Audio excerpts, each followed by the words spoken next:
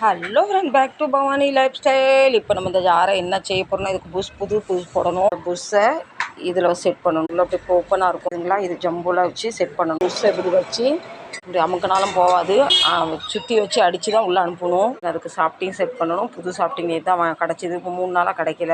பெரிய பிளேடும் செட் பண்ணணும். இந்த ஜார் எதுக்கு யூஸ் பண்ணுறாங்கன்னா, மட்டன் சிக்கன்லாம் அரைக்காங்களாம், கீமா ஏதோ கைமா பண்ணுறாங்களாம், அதுக்காக இந்த பெரிய பிளேடு, ஹெவி பிளேடு. நட்டும் சின்னது, வேறு நட் செட் பண்ணணும். நம்ம லேசாக பிளேடை பெண்ட் எடுத்துக்கலாம். பிளேடு லேசாக கொஞ்சம் டச் ஆகுது. இன்று முதல் வேலை ஜார் புஷ் செட்டிங் பண்ண போகிறோம். இப்படி வச்சு ஒரு கட்டையை வச்சு சுற்றி வச்சு அடிக்கணும். இப்போ தப்பாக்குள்ள நம்ம பெரிய நட்டை தேடி எடுத்துக்கலாம்.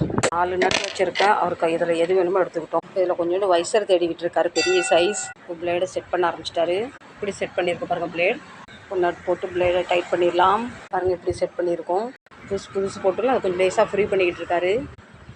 இப்படி தான் எங்கள் காலை வேலை